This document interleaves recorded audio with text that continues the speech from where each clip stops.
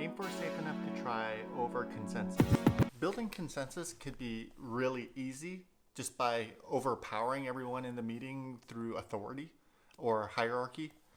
Or it could be really hard where you're just trying to integrate everyone's feedback and opinions, and so it just takes forever trying to integrate that, and eventually it just becomes very diluted, or it just doesn't become your decision anymore because you went for consensus and integrated everything that people said to integrate. What's cool about working in a remote environment is you have the opportunity to do things a little bit differently, and one of the things that you can do is reduce bias. An interesting way to reduce bias in decision making is for you to use more visual cues or use the chat rooms simultaneously. So one way to do that is ask for people's response by either a five or a fist, so that there's a visual cue that everybody responds to at the same time. And that allows the removal of bias in the sense that everybody isn't listening to other people's responses. There's an immediate response to a question that's posed. You could do that in face-to-face meetings, but it just seems a little bit more neutral to do it in a virtual meeting. Another thing I noticed about kind of remote work and even a virtual meeting, for some reason, building consensus in a virtual environment is much harder. And I think in many ways, it's a great opportunity to just think about how you might do things differently and allow for more voices to be heard. Perhaps it's just because people feel the comfort of their home, they're much more casual, there's a flattening of hierarchy in a virtual environment. It's easy for people to get disengaged. If they don't feel valued or heard, they just won't participate in a virtual meeting, or they may even just turn off their screen and just listen or not listen, who knows. But it's very obvious in a virtual meeting where it might not be as obvious in a face-to-face meeting.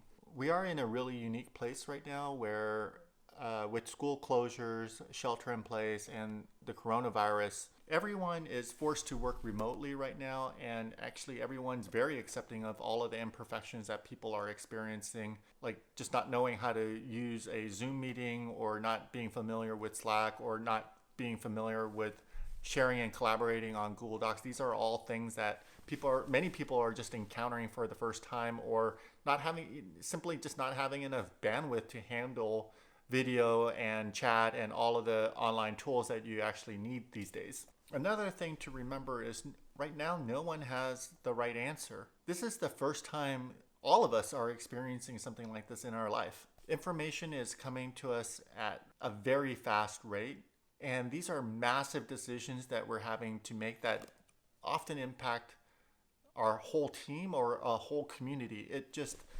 The amount of decisions and the changes that we're making right now is kind of overwhelming.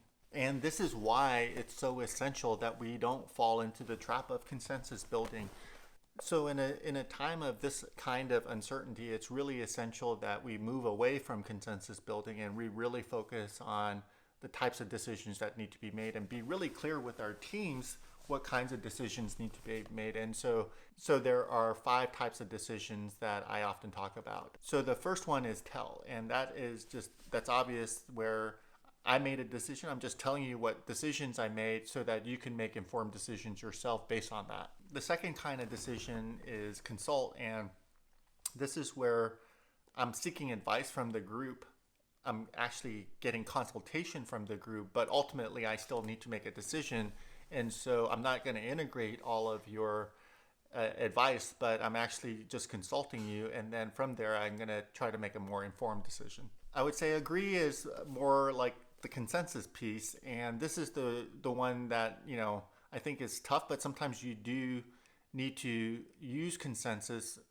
And if you were going to do it, use it sparingly, and also try to implement it in a way there's bias reduction. Observe and advise is, in fact, it's not my decision. I'm trying to influence someone else's decision. And so I'm listening to certain things and I'm kind of whispering in someone's ear that here are some things that I've observed. And so I'm advising them.